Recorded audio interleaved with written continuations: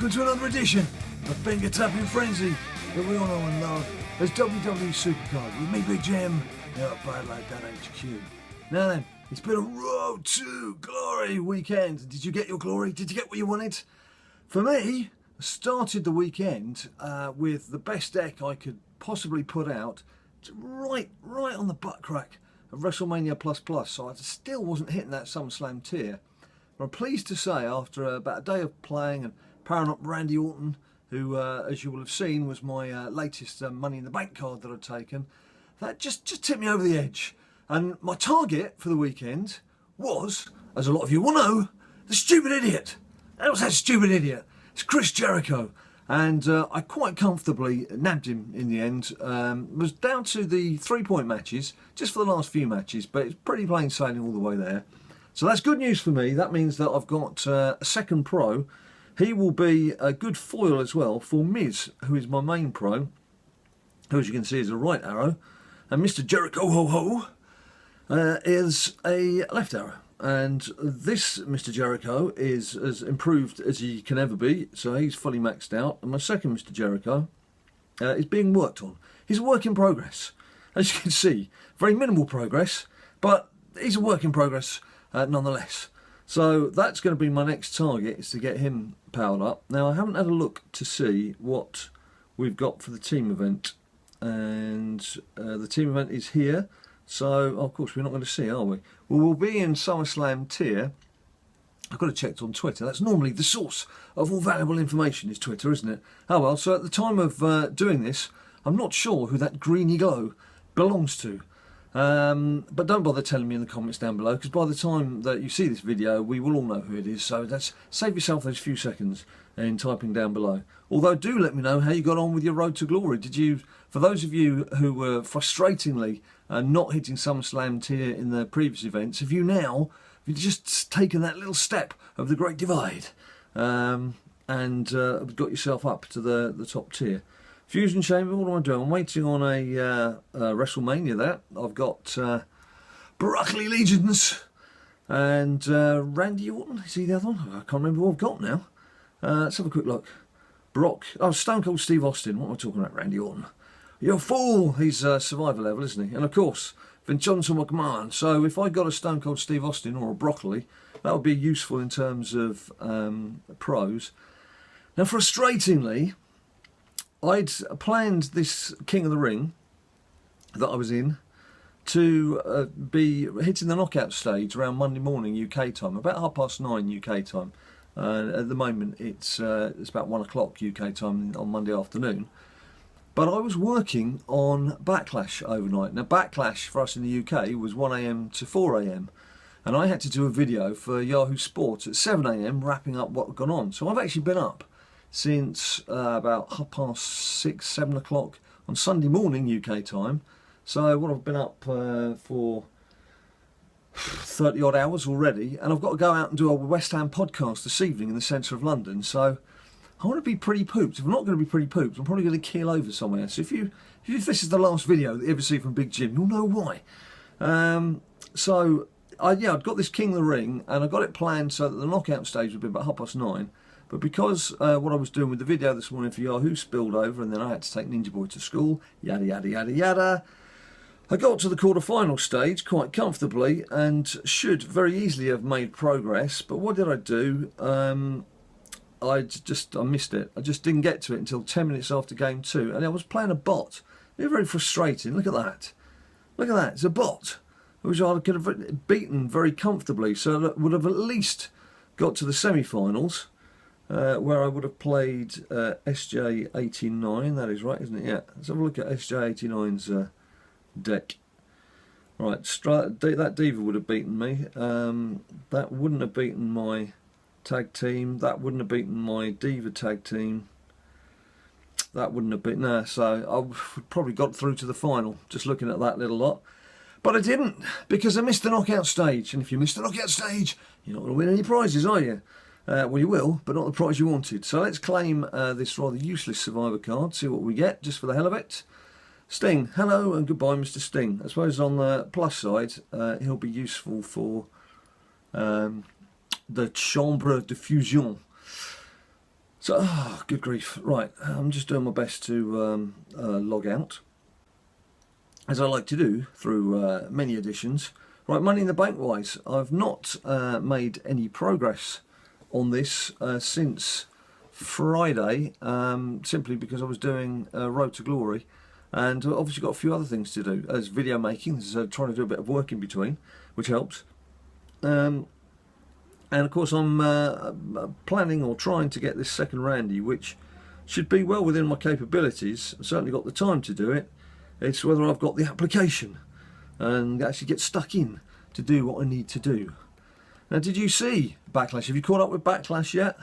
I guess what I should say is, if you've not seen it yet, if you're going to watch it on video, then perhaps don't watch for the next couple of minutes of what I'm about to say, because I'm going to talk about it. What I would say is it's possibly one of the better pay-per-views of the year. Certainly, that's obviously in my opinion. It possibly helped that you're just concentrating on a select number of people on a roster as opposed to the entire WWE universe. And of course, there was 2 new titles to debut. There's the Smackdown specific titles of the Tag Team Champions and the Women's Champion. So of course that added a bit of extra spice when you've got new titles on the line. Particularly pleased to see Heath Slater and Rhino win the Tag Team Championship, because I like Heath Slater. He's got a good sense of humour. I think he adds good entertainment value to anything he gets involved in. I'm not saying that he's going to be the best wrestler in the world, but as I say, he's a good entertainer, and a lot of this business is about entertaining, isn't it? So I'm pleased to see him and Rhino win. And that, of course, means that he'll be getting his contract and be a future part of the Smackdown franchise. Also, the women's match, there's 6 divas involved. I mean, whenever you get 6 of anyone involved in a match, it's always going to be a bit messy. It wasn't as bad as I'd feared, and I had this sort of nagging suspicion that Natalya might do something. And I'm really pleased she didn't, because I just don't think her heel move has worked. And, you know, she's pretty much the old regime. I mean, if Paige is being ousted out and very much seen as part of the old diva setup, what on earth is Natalya? Anyway, Carmella, she's still to win me over. She obviously turned Nikki Bella out and was there left fighting with Becky Lynch to be the number 1. But what am I going to that for? What am I going to that for? But Becky Lynch winning, yeah, emotional speech. I think we all wanted Becky to win, really, didn't we? So did you want anyone else to win? I mean, there's a few cries that Naomi should have been given more of a chance and that she's been overlooked several times. But then there's always going to be people on the roster who've been overlooked at some stage or another in their career. So I think it was about the right win. I was pleased enough with it. So I was pleased with the tag team. I was pleased with the women. The Miz against Dolph Ziggler actually turned out to be quite a good scrap. Both of them getting stuck in, having a chance.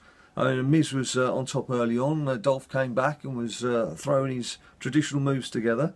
That was a good fight. I mean, it's not matching the Sami Zayn, Kevin Owens of earlier this year, and of course AJ Styles. As well earlier this year, but not a bad scrap.